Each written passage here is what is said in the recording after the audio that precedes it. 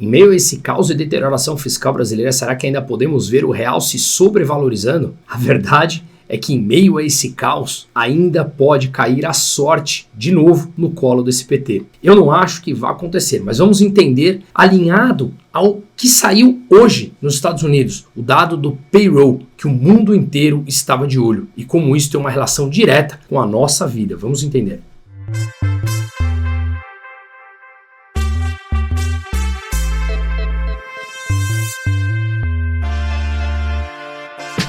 Pois bem, o dado que o mundo mais esperava hoje é o chamado payroll, que mostra o mercado de trabalho nos Estados Unidos. Para irmos direto a ele veio acima do que o mercado esperava, ou seja, mostrando uma força no mercado de trabalho dos Estados Unidos, e já te mostrarei como isso nos afeta aqui. Mas para analisarmos os números, vamos a eles. O que foi mostrado é que nos Estados Unidos foram abertas 254 mil vagas de trabalho, quando no mês passado a leitura havia sido de 159 mil vagas e o consenso para esse mês era 140, ou seja, o mercado esperava 140 mil vagas abertas, abriram 254 mil vagas. O desemprego voltou a cair para 4,1%, quando no mês passado, e a expectativa para esse mês era 4,2%, mostrando mais força no mercado de trabalho. Os ganhos de salários mensais foram de 0,4%, quando a expectativa era de 0,3%. E anualizado, esses ganhos dos salários foram uma alta de 4%, acima dos 3,8% que o mercado esperava e de 3,9% que havíamos visto no mês anterior. Mas por que isso é importante? Uma vez que os Estados Unidos continua com o mercado de trabalho forte, abrindo mais vagas de trabalho, pressupõe-se que a demanda continuará forte por parte dos consumidores, e isso pressiona a inflação, que apesar de estar caindo, ainda não atingiu 2%, que é a meta estabelecida pelo Federal Reserve, que é o Banco Central americano. Se os Estados Unidos não seguirem no caminho de baixar a taxa de juros de maneira forte, a diferença entre a taxa de juros nos Estados Unidos e no Brasil fica menor. Um exemplo, no encontro passado, o Banco Central americano baixou a taxa de juros em 0,5 ponto percentual e aqui no Brasil nós tivemos que subir, por conta da deterioração fiscal, a taxa de juros em 0,25 pontos percentuais.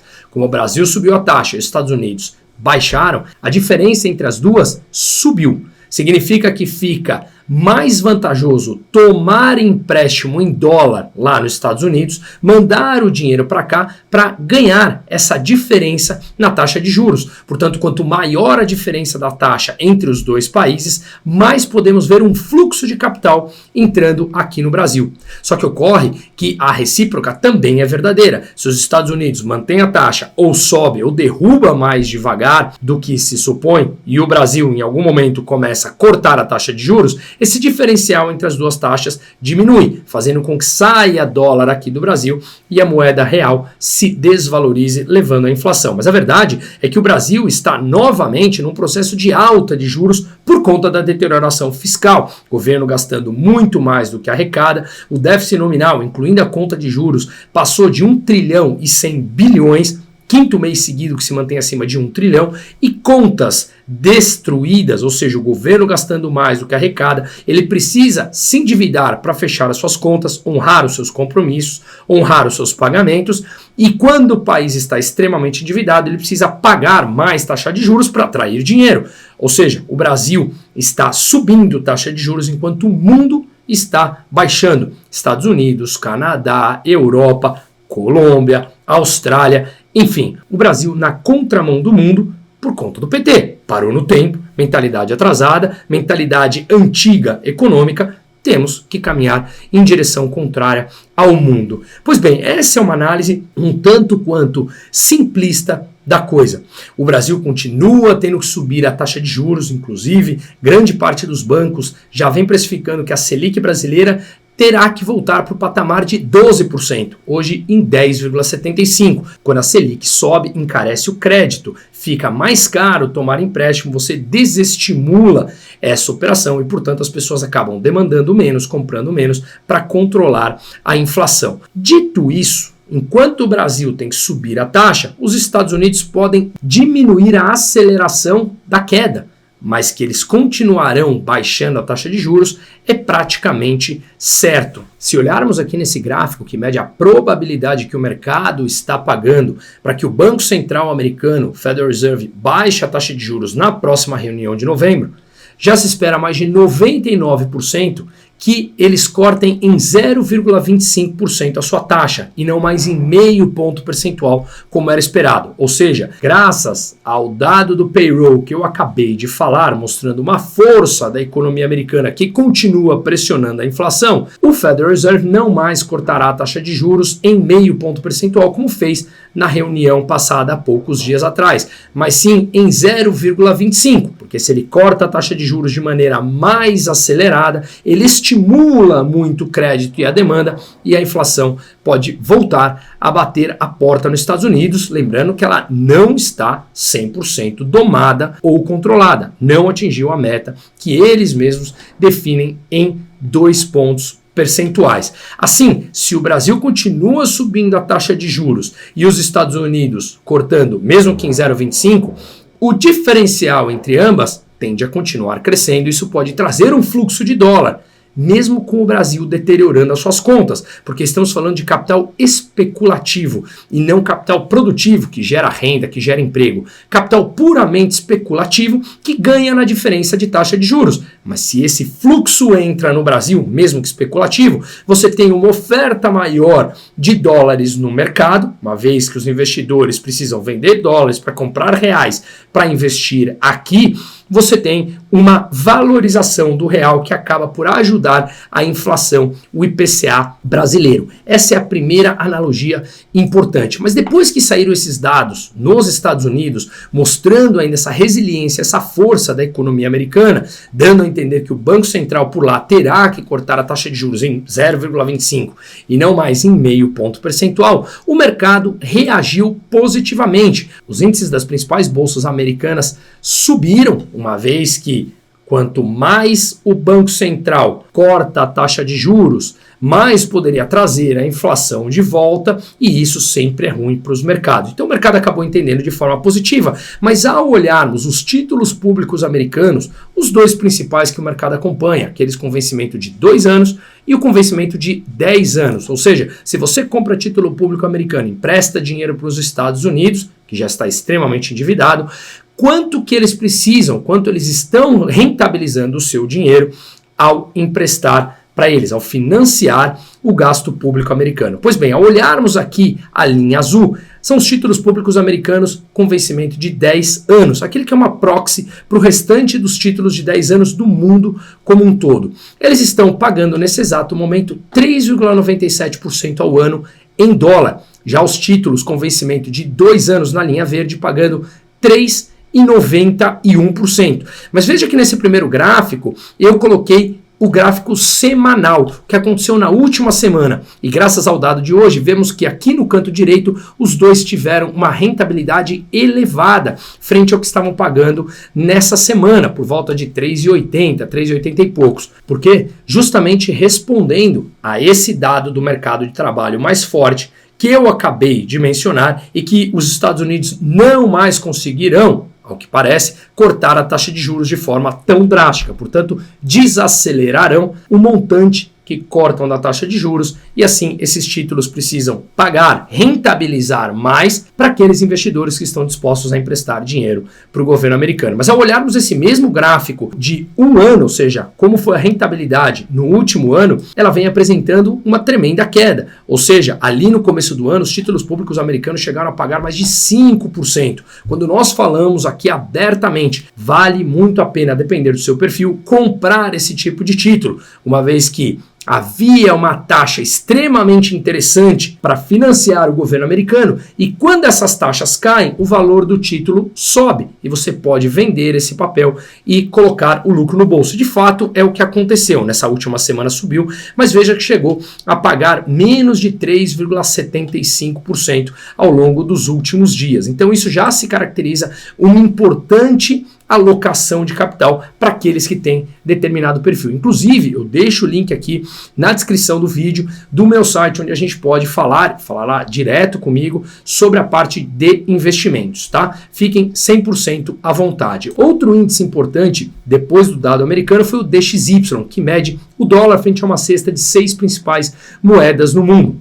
de países desenvolvidos. O que aconteceu foi que o índice dólar, o DXY, voltou a ganhar valor. Está em 102,5 pontos nesse momento. E por que o dólar voltou a ganhar força? Pelo fato que, se os Estados Unidos não cortam a taxa de juros de forma tão brusca, eles continuarão pagando taxa de juros interessantes para emprestar dinheiro para o governo americano. Portanto, seguimos numa tendência de compra de dólar para investir nos Estados Unidos. Se o governo americano, que é considerado risco zero, paga uma taxa atrativa, eu continuo comprando dólares para investir ou para emprestar ao governo americano para pegar essa taxa de juros. Portanto, a demanda de dólar sobe e vemos esse respiro no DXY, que estava trabalhando inclusive abaixo dos 100 pontos ao longo dessa semana, tá? Essa é a primeira reflexão importante que nós temos que ver. Agora, fazendo esse link com o Brasil, nós vimos ao longo dessa semana, e foi amplamente discutido, eu fiz um vídeo que está disponível aqui no meu canal, em que lá eu detalhei porque a decisão da Moody's, no meu entender, foi completamente precipitada, para não dizer enviesada, e eu coloquei detalhes ali nesse vídeo. Então voltem no meu canal no começo dessa semana e o vídeo está disponível. Lá eu detalhei como essas mesmas agências em 2011, já no começo do governo Dilma, eles elevaram a nota de crédito no Brasil com as mesmas justificativas que agora, quando nós estávamos já há poucos anos da maior recessão da história do Brasil, que é o que eu acho. Se continuarmos nesse patamar, eu e grande parte dos grupos de economistas achamos que o Brasil seguirá muito mais próximo de um Dilma 3 do que qualquer outra coisa pelo andar das contas públicas. Mas lá eu detalhei, não quero gastar mais tempo aqui para não me tornar repetitivo, quero fazer esse link que eu acho interessante. Peguei inclusive esse gráfico aqui, que vale a pena mencionar, que é um comparativo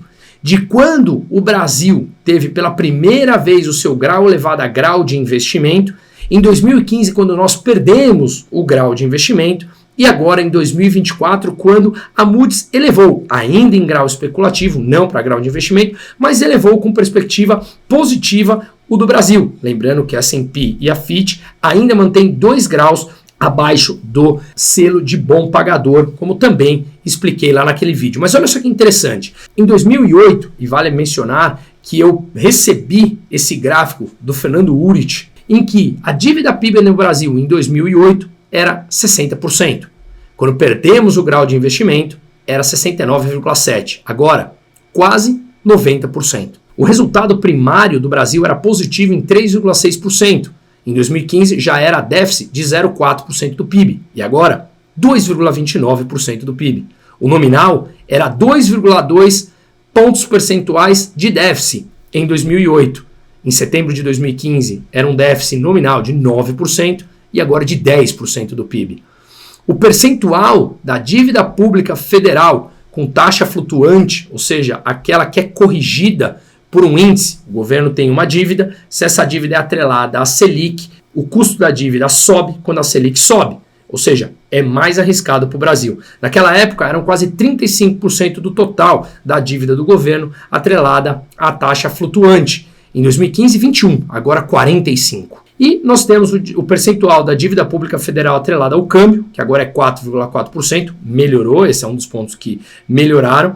O custo médio da dívida pública federal também melhorou, caiu para 10,8%. E o prazo médio da dívida que caiu, ou seja, isso é mais complicado. A cada ano vence por volta de 25% da dívida no Brasil, que tem um prazo médio de 4 anos. Ou seja, nós estamos com os índices extremamente mais deteriorados do que estávamos quando ganhamos, obviamente, o grau em 2008, que tem a ver com o mundo das commodities, com preço lá no alto, a China comprando absolutamente tudo, mas a deterioração por completa que estourou no colo da Dilma, que é uma grande culpada disso, começou no Lula 2.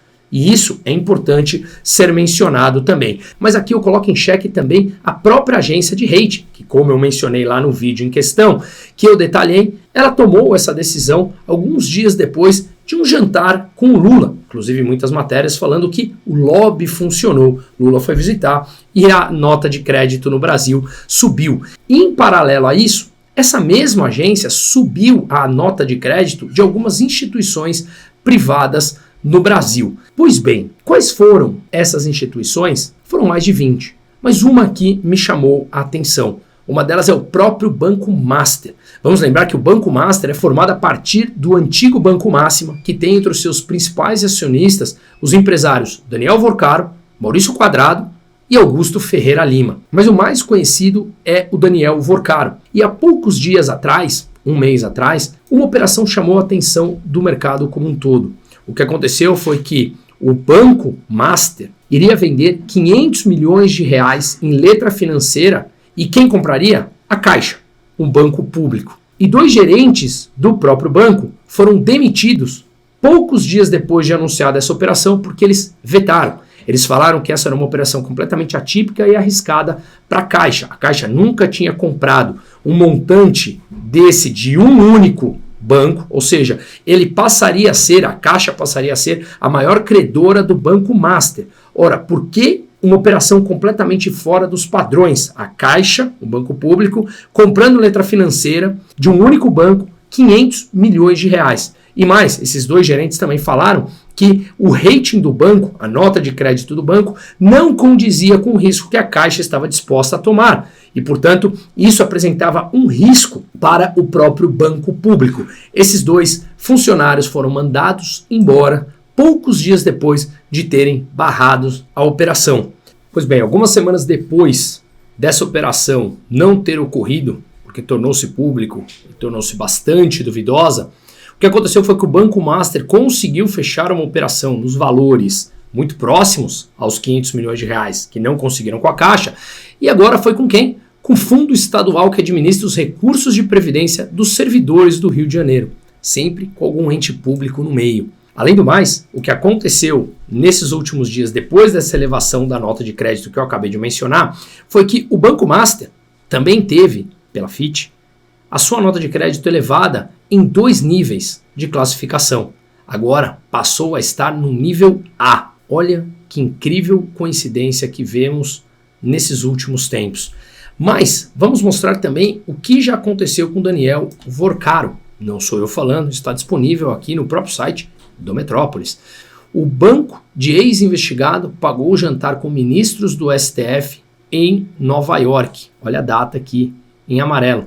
Segundo a gente consegue ver, o caso em que o dono da instituição, Daniel Vorcaro, foi alvo de mandado de prisão envolve a suspeita de desvio de dinheiro de recursos de fundos de pensão de funcionários públicos de prefeituras. Mais uma vez, ou seja, será que a gente consegue completar essa peça? E mesmo em meio a esse cenário de deterioração por completo, se essas agências de crédito continuam atuando, como eu acredito que atua, de forma completamente política e acabam por elevar a nota de crédito do Brasil, isso pode trazer um fluxo imenso de dólar para cá, favorecendo a valorização do real e fazendo com que a inflação fique mais comportada.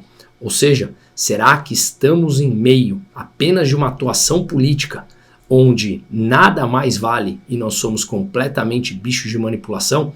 Não sei, não dá para dizer porque temos as outras 2 agências de classificação de risco, mas tudo isso me parece muito estranho. Mas ao fazermos esse link com os próprios dados americanos que saíram e a deterioração fiscal e mesmo assim a gente conseguir perceber que o Brasil pode tirar vantagem disso, parece que estamos em meio a um quebra-cabeça onde as peças se encaixam. Agora, ao olharmos aqui 2 gráficos, o que me chamou a atenção foi que logo após essa semana que tivemos essa notícia da nota de crédito, nada aconteceu de muito relevante. Dá uma olhada no gráfico aqui à direita, nós vemos o comportamento do dólar, que está agora por volta de 5,50. Ou seja, nesses últimos 3 candles aqui do dia foi quando foram anunciados essa notícia da agência de classificação de risco, melhorando a nota de crédito. Na verdade, não tivemos grande oscilação. E a curva de juros futura aqui no gráfico esquerdo tampouco mostrou qualquer tipo de forte oscilação positiva, porque justamente todos do mercado, ao analisarmos a trajetória da dívida pública frente ao PIB no Brasil, está claro, por matemática, que não pode ser relativizada, que esse crescimento ele é certo. O gasto público continua crescendo em termos reais muito acima das receitas. Estamos chegando no limite de conseguir as receitas porque a população não aguenta mais alta de impostos. É aquilo que já falamos em outro vídeo sobre a curva de Laffer. Se você sobe muito mais o imposto, chega um momento que você tem arrecadação em queda. Ou seja, muito atenção ao Brasil, como eu te falei, mantenha uma diversificação, não deixe de colocar sempre uma parte lá fora. E repito, o link está aqui no descritivo, vamos falar sobre isso, porque o cenário ele não apenas pode parecer, como é bastante complicado. Seguimos.